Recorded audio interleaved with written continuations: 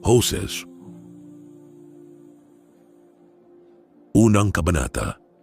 Ang salita ng Panginoon na dumating kay Oseas na anak ni Beri ng mga kaarawan ni Uzias, ni Jotam, ni Ahaz at ni Ezekias na mga hari sa Juda at ng mga kaarawan ni Jeroboam na anak ni Joas na hari sa Israel. Nang unang magsalita ang Panginoon sa pamamagitan ni Oseas, sinabi ng Panginoon kay Oseas, "Yumaon ka, mag-asawa ka sa isang patutot at mga anak sa patutot, sapagkat ang lupain ay gumagawa ng malaking pagpapatutot na humihiwalay sa Panginoon." Sa gayoy yumaon siya at kinuha niya si Gomer na anak ni Diblaim at siya'y naglihi at nanganak sa kaniya ng isang lalaki.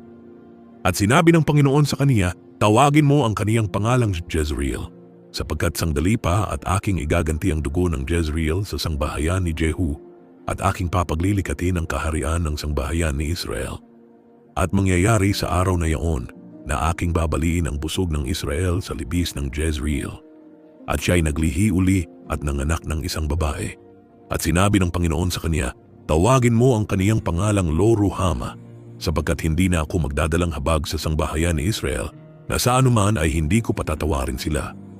Ngunit ako'y maaawa sa sangbahayan ni Juda, at ililigtas ko sila sa pamamagitan ng Panginoon nilang Diyos, at hindi ko ililigtas sila sa pamamagitan ng busog, or sa pamamagitan man ng tabak, or sa pamamagitan man ng pagbabaka, or sa pamamagitan man ng mga kabayo, or sa pamamagitan man ng mga mangangabayo." Nang maihiwalay nga niya sa suso ni Lo-ruhama, siya'y naglihi at nanganak ng isang lalaki. At sinabi ng Panginoon, "Tawagin mo ang kaniyang pangalang Lo-ammi, sapagkat kayo'y hindi aking bayan at ako'y hindi magiging inyong Diyos." Gayon may ang bilang ng mga anak ni Israel ay magiging parang buhangin sa dagat na hindi matatakal o mabibilang man, at mangyayari na sa dakong pagsabihan sa kanila, "Kayo'y hindi aking bayan," sasabihin sa kanila, "Kayo'y mga anak ng buhay na Diyos."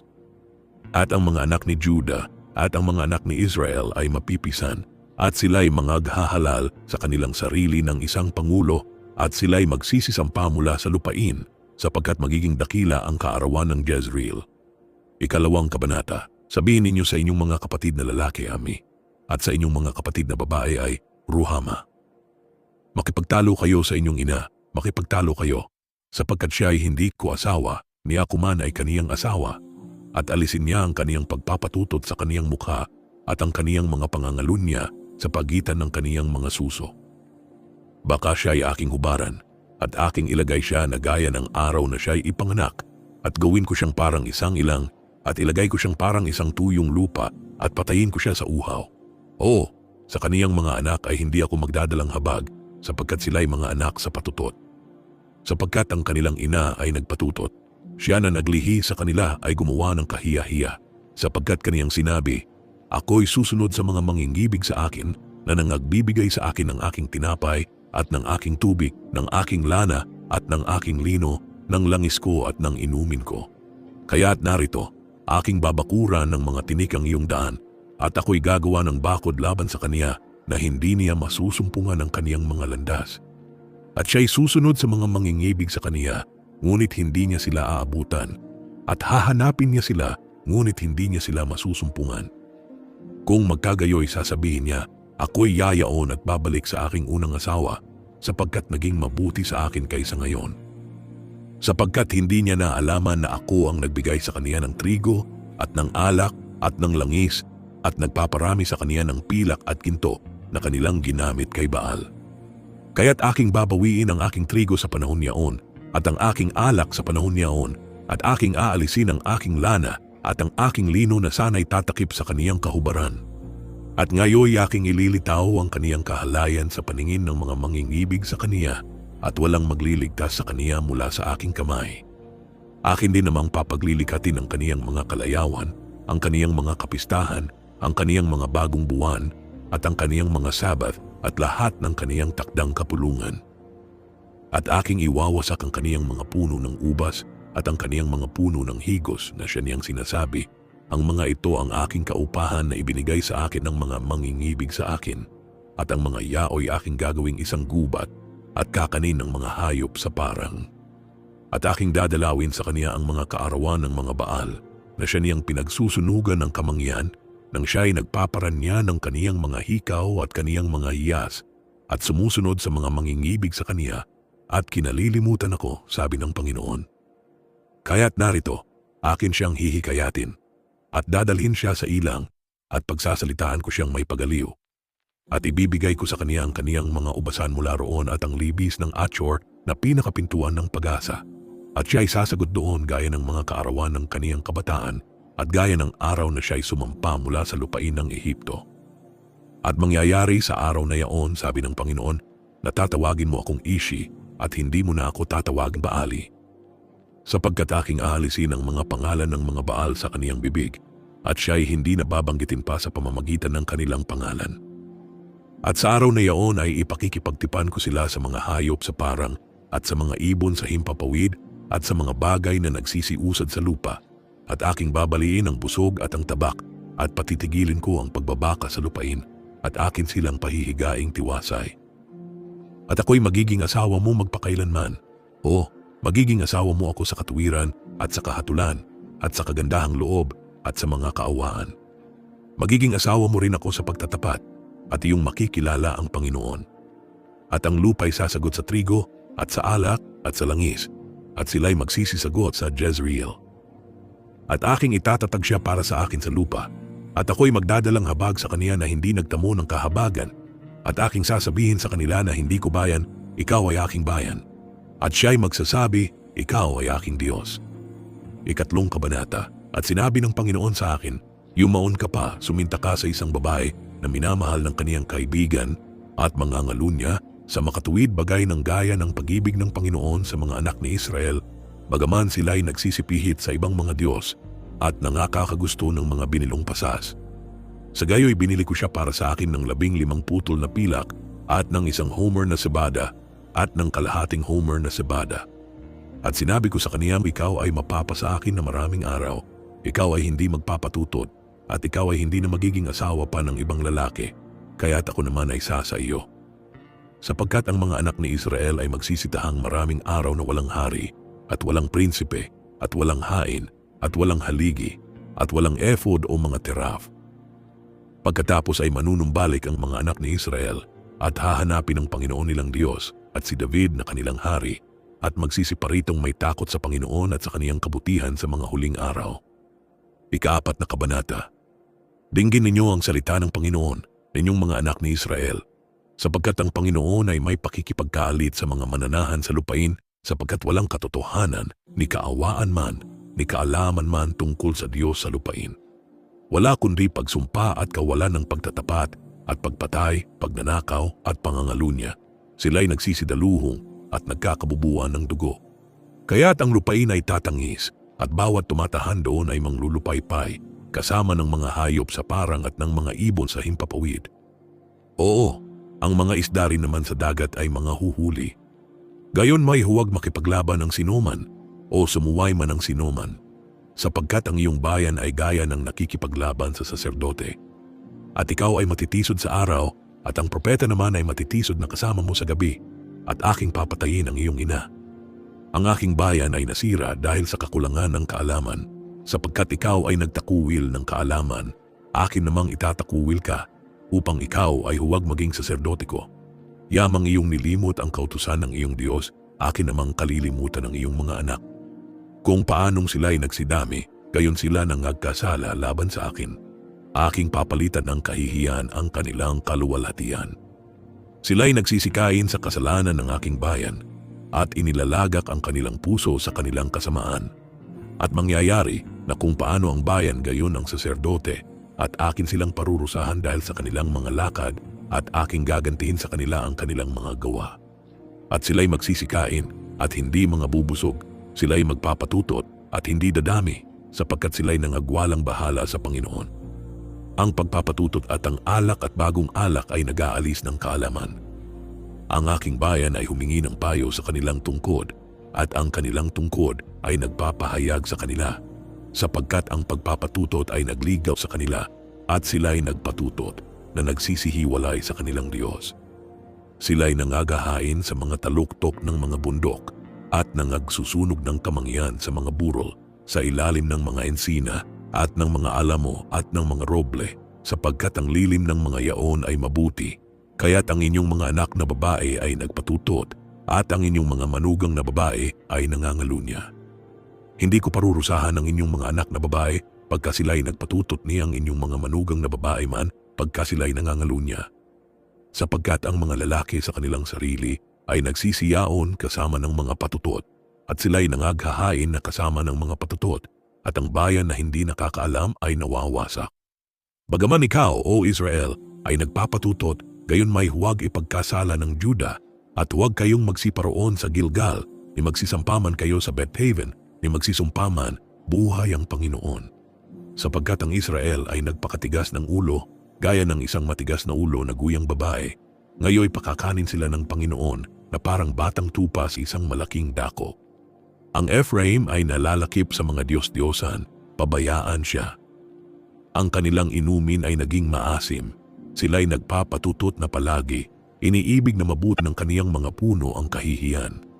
Tinangay siya ng hangin sa kaniyang mga pakpak at sila'y mga papahiya dahil sa kanilang mga hain. 5 kabanata, dinggin ninyo ito, o ninyong mga saserdote, at inyong pakinggan ninyong sangbahayan ni Israel, at inyong ulinigin, o sangbahayan ng hari, sapagkat sa inyo'y nauukol ang kahatulan, sapagkat kayo'y naging isang silo sa Mispa, at isang panghuli na nalagay sa Tabor. At ang mga nagsipanghimagsik ay nangagpakapahamak na mainam, ngunit ako'y mananaway sa kanilang lahat. Aking kilala ang Ephraim at ang Israel na hindi lingid sa akin, sapagkat ngayon, O Ephraim, ikaw ay nagpatutot, ang Israel ay napahamak. Hindi sila titiisin ng kanilang mga gawain na manumbalik sa kanilang Diyos, sapagkat ang pagpapatutot ay nasa loob nila at hindi nila nakikilala ang Panginoon. At ang kapalaluan ng Israel ay nagpapatutuo sa kaniyang mukha, kaya't ang Israel at ang Ephraim ay mga titisod sa kanilang kasamaan. Ang Judah ay matitisod din kasama nila. Sila'y magsisiyaong kasama ng kanilang kawan at ng kanilang bakahan upang hanapin ang Panginoon, ngunit hindi nila masusumpungan siya. Siya'y umurong sa kanila. Sila'y nagsigawan ng paglililo laban sa Panginoon, sapagkat sila'y nag-anak ng ibang mga anak, lalamunin nga sila ng bagong buwan 10 ng kanilang mga parang. Hipa ninyo ang korneta sa Gabaa at ang pakakak sa Rama. Kayo'y magsitugtog ng hudyat sa Beth-aven, sa likuran mo, O Benjamin. Ang Ephraim ay magiging kasiraan sa kaarawan ng pagsaway. Sa gitna ng mga lipi ng Israel ay aking ipinakilala ang tunay na mangyayari. Ang mga prinsipe sa Juda ay gaya ng nagsisibago ng lindero. Aking ibubuhos ang aking galit sa kanila na parang tubig. Ang Ephraim ay napighati, siya'y nadikdik sa kahatulan, sapagkat siya'y nasisiyahang lumakad ng ayon sa utos ng tao. Kaya't ako'y sa Ephraim na parang tanga, at sa sangbahayan ni Juda na parang kabulukan. Nang makita ng Ephraim ang kaniyang sakit, at nang makita ni Juda ang kaniyang sugat, naparoon nga ang Ephraim sa Assyria, at nagsugo sa Haring Jareb. Ngunit hindi niya mapagagaling kayo ni kaniyang mapagagaling man kayo sa inyong sugat. Sapagkat ako'y magiging parang leon sa Ephraim, at parang isang batang leon sa sangbahayan ni Juda. Ako, sa makatuwid bagay ako, ay aagaw at aalis. Ako'y mag-aalis at walang magliligtas. Ako'y yayaon at babalik sa aking dako hanggang sa kanilang kilalanin ang pagkakasala at hanapin ang aking mukha. Sa kanilang pagdadalamhati ay hahanapin nila akong mainam. 6 na kabanata, magsiparito kayo at tayo'y manumbalik sa Panginoon, sapagkat siya'y lumapa at pagagalingin niya tayo. Siya'y nanakit at kaniyang tatapalan tayo. Pagkatapos ng 2 araw ay muling bubuhayin niya tayo. Sa 3 araw ay ibabangon niya tayo at tayo'y mga bubuhay sa harap niya. At ating kilalanin tayo'y magpatuloy upang makilala ang Panginoon. Ang kaniyang paglabas ay tunay na parang umaga, at siya'y paririto sa atin na parang ulan, na parang huling ulan na dumidilig ng lupa. O Ephraim, ano ang gagawin ko sa iyo? O Judah, ano ang gagawin ko sa iyo? Sapagkat ang inyong kabutihan ay parang ulap sa umaga, at parang hamog na lumalabas na maaga. Kaya at aking pinutol sila sa pamamagitan ng mga propeta, aking pinatay sila ng mga salita ng aking bibig, at ang iyong mga kahatulan ay parang liwanag na lumalabas. Sapagkat ako'y nagnanasa ng kaawaan at hindi hain, at ng pagkakilala sa Diyos higit kay sa mga handog na susunugin. Ngunit sila gaya ni Adan ay sumalangsang sa tipan. Do'y nagsigawa silang may paglililo laban sa akin. Ang Galaad ay bayang gumagawa ng kasamaan, tigmak sa dugo. at kung paanong ang mga pulutong ng mga tulisan na nagsisiyabang sa isang tao ay gayon ang pulutong ng mga saserdote na nagsisipatay sa daan na dakong si Sichem. Oo, sila'y gumawa ng kahalayan.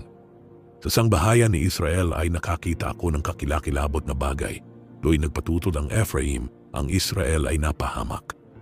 Sa iyo man, O Juda, may takdang paggapas pagka aking ibabalik ang nangabihag sa aking bayan. Ikapitong kabanata. Nang aking pagagalingin ang Israel, ang kasamaan nga ng Ephraim ay lumitaw at ang kasamaan ng Samaria sapagkat sila'y nagsinungaling at ang magnanakaw ay pumapasok at ang pulutong ng mga tulisan ay nananamsam sa labas. At hindi nila ginugunita sa kanilang mga puso na aking inaalaala ang lahat nilang kasamaan. Ngayoy kinukulong sila sa palibot ng kanilang sariling mga gawa. Sila'y nangasa harap ko. Kanilang pinasasaya ng kanilang kasamaan ang hari at ng kanilang pagsisinungaling ang mga prinsipe. Silang lahat ay mga mangangalunya. Sila ay parang hurnong iniinit ng magtitinapay. Siya ay tumitigil na magsulong ng apoy mula sa paggawa ng masa hanggang sa umaasim. Nang kaarawan ng ating hari, ang mga prinsipe ay nagpakasakit sa pamamagitan ng tapang ng alak. Kaniyang iniuunat ang kaniyang kamay sa mga mangduduwahagi. Sapagkat kanilang inihanda ang kanilang puso na parang hurno, samantalang sila'y nangagaabang. Ang kanilang magtitinapay ay natutulog magdamag, sa kinaumagahay nagniningas na parang liyab na apoy.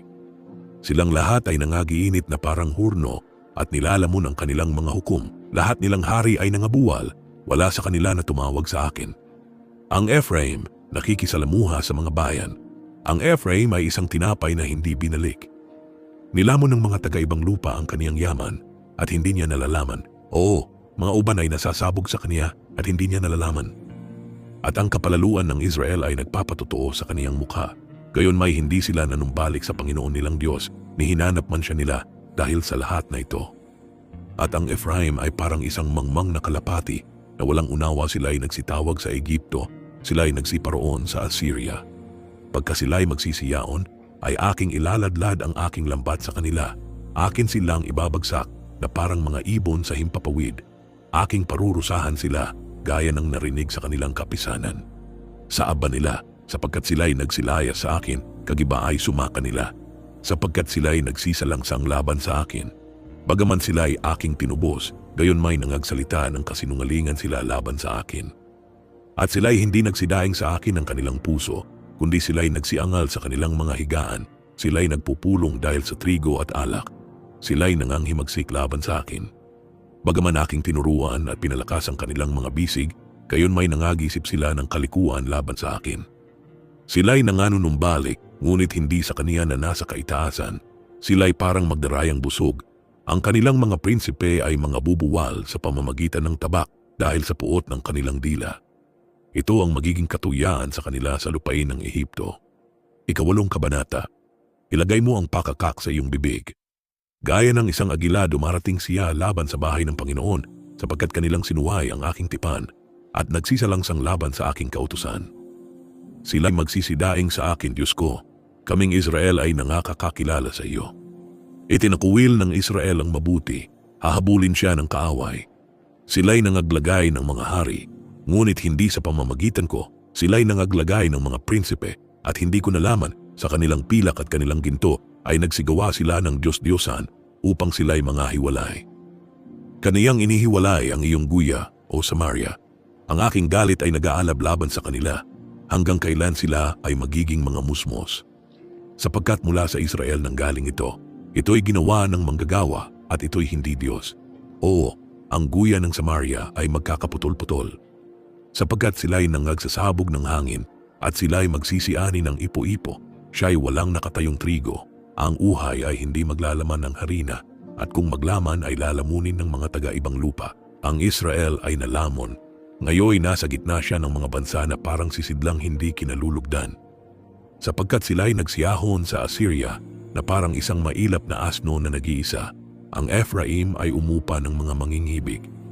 Oo, bagaman sila'y umuupa sa gitna ng mga bansa, akin nga silang pipisanin ngayon. At sila'y mangagtitigil na kaunting panahon ng pagpapahid ng langis sa hari at mga prinsipe. Sapagkat ang Ephraim ay nagparami ng mga dambana upang magkasala, ang mga dambana ay naging sa kaniyang ipagkakasala. Sinulat ko para sa kaniya ang 10,000 bagay ng aking kautusan, kanilang inaring parang katuwang bagay. Tungkol sa mga hain ng mga handog sa akin, sila'y nangaghahain ng karne at kinakain nila. Ngunit ang mga yaon ay hindi tinatanggap ng Panginoon. Ngayoy aalalahanin niya ang kanilang kasamaan at dadalawin ang kanilang mga kasalanan. Sila'y mga babalik sa Ehipto. Sapagkat nilimot ng Israel ang mailalang sa kaniya at nagtayo ng mga palasyo at nagparami ang Juda ng mga bayang nakukutaan. Ngunit magsusugo ako ng apoy sa kaniyang mga bayan at susupukin ang mga kuta niyaon. Ikasiyam na kabanata, huwag kang magalak, o Israel sa katuwaan, na gaya ng mga bayan, sapagkat ikaw ay nagpatutot na humihiwalay sa iyong Diyos, iyong inibig ang upa sa bawat giikan. Ang giikan at ang pisaan ng ubas ay hindi magpapakain sa kanila, at ang bagong alak ay magkukulang sa kaniya. Sila'y hindi magsisitahan sa lupain ng Panginoon, kundi ang Ephraim ay babalik sa Ehipto, at sila'y magsisikain ng maruming pagkain sa Assyria. Hindi nila ipagbubuhos ng alak ang Panginoon ni makalulugod man sa kaniya. Ang kanilang mga hain ay magiging sa kanila ay parang tinapay ng nangagluksa. Lahat ng magsikain niyaon ay mga papahamak, sapagkat ang kanilang tinapay ay parang sa kanilang ipagkakagana, hindi papasok sa bahay ng Panginoon. Ano ang inyong gagawin sa kaarawan ng takdang kapulungan at sa kaarawan ng kapistahan ng Panginoon? Sapagkat narito, sila'y nagsialis sa kagibaan, gayon may pipisanin sila ng Ehipto, sila'y ililibing ng Memphis. Ang kanilang maligayang mga bagay na pilak ay aariin ng dawag. Mga tinik ang sasa kanilang mga tolda. Ang mga kaarawan ng pagdalaw ay dumating, ang mga kaarawan ng kagantihan ay dumating. Malalaman ng Israel, ang propeta ay mangmang, ang lalaki na may espiritu ay ulol dahil sa karamihan ng iyong kasamaan at sapagkat ang puot ay malaki. Ang Ephraim ay bantay na kasama ng aking Diyos. Tungkol sa propeta ay silo ng manghuhuli sa lahat ng kaniyang lansangan at pagkakalit ay nasa bahay ng kaniyang Diyos. Sila'y nangagpapahamak na mainam na gaya ng mga kaarawan ng gaba, kaniyang aalalahanin ang kanilang kasamaan, kaniyang dadalawin ang kanilang mga kasalanan. Aking nasumpungan ang Israel na parang ubas sa ilang. Aking nakita ang inyong mga magulang na parang unang bunga sa puno ng higos sa kaniyang unang kapanahunan. Ngunit sila'y nagsiparoon kay Baal Peor at nangagsi talaga sa mahalay na bagay at naging kasuklam-suklam na gaya ng kanilang iniibig. Tungkol sa Ephraim, ang kanilang kaluwalhatian ay lilipad na parang ibon, mawawalan ng panganganak at walang magdadalang tao at walang paglilihi. Bagaman kanilang pinalalaki ang kanilang mga anak, gayon may aking babawaan sila na walang tao. Oo, saban nila pagka ako'y humiwalay sa kanila.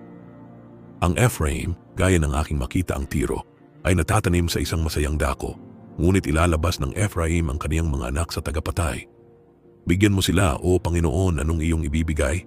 Bigyan mo sila ng mga bahay batang maaagasan at mga tuyong suso. Lahat nilang kasamaan ay nasa Gilgal, sapagkat do'y kinapuutan ko sila. Dahil sa kasamaan ng kanilang mga gawa, akin silang palalayasin sa aking bahay. Hindi ko na sila iibigin, lahat nilang prinsipe ay mapagsalangsang. Ang Ephraim ay nasaktan, ang kaniyang ugat ay natuyo, sila'y hindi mangagbubunga. Oo, bagaman sila'y nanganak, gayon may aking papatayin ang minamahal na bunga ng kanilang bahay bata. Itatakuwil sila ng aking Diyos sapagkat hindi nila dininig siya at sila'y magiging mga gala sa gitna ng mga bansa. 10 kabanata. Ang Israel ay isang mayabong na baging na nagbunga ayon sa karamihan ng kaniyang bunga, kaniyang pinarami ang kaniyang mga dambana. Ayon sa kabutihan ng kaniyang lupain, ay nagsigawa sila ng mga mainam na haligi. Ang kanilang puso ay nahati, ngayoy mga susumpungan silang salarin, kaniyang ibabagsak ang kanilang mga dambana, kaniyang sasamsamin ang kanilang mga haligi. Walang pagsalang ngayoy kanilang sasabihin, kami ay walang hari, sapagkat kami ay hindi nangatatakot sa Panginoon. At ang hari, ano ang magagawa niya para sa atin? Sila ay nagsasalita ng mga walang kabuluhang salita, na nagsisisumpa ng di totoo sa paggawa ng mga tipan, kaya't ang kahatulan ay lumilitaw na parang akenjo sa mga bungkal sa parang. Ang mga nananahan sa Samaria ay malalagay sa pangingilabot dahil sa mga guya ng Beth Aven, sapagkat ang bayan niyaon ay mananangis doon, at ang mga saserdote niyaon na nangagagalak doon dahil sa kaluwalhatian niyaon sapagkat nawala roon. Dadalhin din naman sa Assyria na pinakakaloob sa Haring Jareb. Ang Ephraim ay tatanggap ng kahihiyan at ang Israel ay mapapahiya sa kaniyang sariling payo. Tungkol sa Samaria, ang kaniyang hari ay nahiwalay na parang bula sa tubig. Ang mataas na dako naman ng Aven, ang kasalanan ng Israel ay masisira. Ang mga tinik at ang mga dawag ay sisibol sa kanilang mga dambana at sasabihin nila sa mga bundok, takpan ninyo kami, at sa mga burol, mahulog kayo sa amin. O Israel, ikaw ay nagkasala mula sa mga kaarawan ng Gaba. Doon sila nagsitayo. Ang pagbabaka laban sa mga anak ng kasamaan ay hindi aabot sa kanila sa Gaba. Pagka siya kung nasa, ay aking parurusahan sila, at ang mga bayan ay magpipisan laban sa kanila pagka sila'y nag-apos sa kanilang dalawang pagsalangsang. At ang Ephraim ay isang dumalagang baka na tinuturuan na maibigin sa pag-iik ng trigo. Ngunit aking pinararaan ang pamatok sa kaniyang magandang leeg. Ako'y maglalagay ng isang mananakay sa Ephraim. Mag-aararo ang Judah, dudurugin ng Jacob ang kaniyang mga bugal. Mangaghasik kayo sa inyong sarili sa katuwiran, magsigapas kayo ayon sa kaawaan. Bungkalin ninyo ang inyong pinabayaang bukiran, sapagkat panahon na hanapin ang Panginoon hanggang sa siya'y dumating at magdala ng katuwiran sa inyo. Kayo'y nangaghasik ng kasamaan, kayo'y nagsiyani ng kasalanan, kayo'y nagsikain ng bunga ng kabulaanan, sapagkat ikaw ay tumiwala sa iyong lakad sa karamihan ng iyong makapangyarihang lalaki. Kaya't babangon ang isang kagulo sa iyong mga bayan at lahat ng iyong mga katibayan ay magigiba, na gaya ni Salman na gumiba sa Beth Arbel sa kaarawan ng pagbabaka. Ang ina ay pinagluray-luray na kasama ng kaniyang mga anak. Gayon ang gagawin ng Bethel sa inyo dahil sa inyong malaking kasamaan. Sa pagbubukang liwayway, ang hari ng Israel ay lubos na mahihiwalay. 11 na kabanata. Nang bata pa ang Israel, aking minahal siya at tinawag kong aking anak mula sa Ehipto. Lalo silang tinawag ng mga propeta, ay lalo naman silang nagsihiwalay sa kanila. Sila'y nangaghahain sa mga Baal at nangagsusunog ng mga kamangyan sa mga larawang inanyuan. Gayon may aking tinuruan ang Ephraim na lumakad. Aking kinalong sila sa aking mga bisig, ngunit hindi nila kinilala na aking pinagaling sila. Akin silang pinatnubayan ng mga tali ng tao, ng mga panali ng pag-ibig, at ako'y naging sa kanila'y parang nag-aalis ng paningkaw sa kanilang mga panga, at ako'y naglagay ng pagkain sa harap nila. Sila'y hindi babalik sa lupain ng Ehipto, kundi ang taga-Assyria ay magiging kanilang hari, sapagkat sila'y nagsisitangging manumbalik sa akin. At ang tabak ay lalagak sa kanilang mga bayan, at susupukin ang kanilang mga halang, at lalamunin sila dahil sa kanilang sariling mga payo. At ang aking bayan ay mahilig ng pagtalikod sa akin. Bagaman kanilang tinatawag siya na nasa itaas, walang lubos na magtataas sa kaniya. Paanong pababayaan kita, Ephraim? Paanong itatakuwil kita, Israel? Paanong gagawin kitang parang Adma? Paanong ilalagay kitang parang Zeboim? Ang aking puso ay nabagbag sa loob ko. Ang aking mga habag ay nangagalab. Hindi ko isasagawa ang kabangisan ng aking galit. Hindi ako babalik upang ipahamak ang Ephraim, sapagkat ako'y Diyos at hindi tao, ang banal sa gitna mo, at hindi ako paroroon na may galit. Sila'y magsisilakad ng ayon sa Panginoon na siyang uungal, na parang leon, sapagkat siya ay uungal, at ang mga anak ay magsisidating na nanginginig na mula sa kalunuran. Sila'y darating na nanginginig na parang ibon na mula sa Ehipto, at parang kalapati na mula sa lupain ng Assyria, at aking patatahanin sila sa kanilang mga bahay, sabi ng Panginoon. Kinukulong ako ng Ephraim ng kabulaanan sa palibot at ng sangbahayan ni Israel sa pamamagitan ng daya. Ngunit ang Judah ay nagpupuno pang kasama ng Diyos at tapat na kasama ng banal. 12 na kabanata. Ang Ephraim ay kumakain ng hangin at sumusunod sa hanging silanganan. Siya ay laging nagpaparami ng mga kabulaanan at kasiraan, at sila'y nakikipagtipan sa Assyria at ang langis ay dinadala sa Ehipto. Ang Panginoon ay may pakikipagkaalit din sa Judah at parurusahan niya ang Jacob ayon sa kaniyang mga lakad, ayon sa kaniyang mga gawa ay gagantihan niya siya. Sa bahay bata ay kaniyang hinawakan sa sakong ang kaniyang kapatid, at sa kaniyang kabinataan ay nagtaglay ng kapangyarihan ng Diyos. O, siya'y nagtaglay ng kapangyarihan sa anghel at nanaig. Siya'y tumangis at namanhik sa kaniya. Nasumpungan niya siya sa Bethel at dooy nakipagsalitaan siya sa atin. Sa makatuwid bagay ang Panginoon, ang Diyos ng mga hukbo, ang Panginoon ay kaniyang alaala. Kaya't magbalik loob ka sa iyong Diyos, mag-ingat ka ng kaawaan at ng kahatulan, at hintayin mong lagi ang iyong Diyos. Mangangalakal siya na may timbangang magdaraya sa kaniyang kamay, maibigin ng pagpighati. At sinabi ng Ephraim, Tunay na ako'y naging mayaman. Ako'y nakasumpong ng kayamanan. Sa lahat ng aking gawin, walang masusumpungan sila sa akin na kasamaan. Ngunit ako, ang Panginoon mong Diyos mula sa lupain ng Ehipto, akin pa kitang patatahanin uli sa mga tolda, gaya sa mga kaarawan ng takdang kapistahan. Ako rin naman ay nagsalita sa mga propeta at ako'y nagparami ng mga pangitain. At sa pangangasiwa ng mga propeta ay gumamit ako ng mga talinhaga. Ang Galaad bagay kasamaan, sila'y pawang walang kabuluhan. Sa Gilgal ay nangaghahay sila ng mga toro. Oo, ang kanilang dambana ay parang mga bunton sa mga bungkal ng bukid. At si Jacob ay tumakas na napatungo sa parang ng Aram at naglingkod si Israel dahil sa isang asawa. At dahil sa isang asawa ay nagalaga ng mga tupa. At sa pamamagitan ng isang propeta ay isinampa ng Panginoon ang Israel mula sa Ehipto at sa pamamagitan ng isang propeta siya ay naingatan. Ang Ephraim ay namungkahi ng di kawasang galit, kaya't ang kaniyang dugo ay maiiwan sa kaniya at ibabalik na kaniyang Panginoon sa kaniya ang kakutyaan sa kaniya. 13 na kabanata, nang magsalita ang Ephraim ay nagkaroon ng panginginig. Siya ay nagpapakalaki sa kaniyang sarili sa Israel. Ngunit nang siya ay magkasala tungkol kay Baal ay namatay siya. At ngayon nangagkasala sila ng higit at nagsigawa sila ng mga larawang binubo sa kanilang pilak, mga Diyos-Diyosa na ayon sa kanilang unawa, lahat ng yaon ay gawa ng manggagawa. Sinasabi nila tungkol sa mga yaon, magsihalik sa mga guya ang mga tao na nangaghahain. Kaya't sila'y magiging parang ulap sa umaga at parang hamog na nawawalang maaga na gaya ng dayami na tinatangay ng ipo-ipo mula sa giikan at parang usok na lumalabas sa chimenea. Gayon may ako ang Panginoon mong Diyos mula sa lupain ng Ehipto at wala kang makikilalang Diyos kundi ako at liban sa akin ay walang tagapagligtas. Nakilala kita sa ilang sa lupain ng malaking katuyuan. Ayon sa pastulan sa kanila, gayon sila nangabusog. Sila'y nangabusog at ang kanilang puso ay nagmalaki, kaya't kinalimutan nila ako. Kaya't ako'y magiging parang leon sa kanila, parang leopardo na ako'y magbabantay sa tabi ng daan. Aking sasalubungin sila na gaya ng oso na ninakawan ng kaniyang mga anak at aking babakahin ang lamak ng kanilang puso at do'y lalamunin ko sila ng gaya ng leon, lalapain sila ng mabangis na hayop. Siyang iyong kapahamakan, O Israel, na ikaw ay laban sa akin, laban sa iyong katulong. Saan nandoon ngayon ang iyong hari upang mailigtas kaniya sa lahat ng iyong bayan? At ang iyong mga hukom na iyong pinagsasabihan, bigyan mo ako ng hari at mga prinsipe? Aking binigyan ka ng hari sa aking kagalitan at inalis ko siya sa aking puot. Ang kasamaan ng Ephraim ay nababalot, ang kaniyang kasalanan ay nabubunton. Ang mga kapanglawan ng nagdaramdam na babae ay dadanasin niya.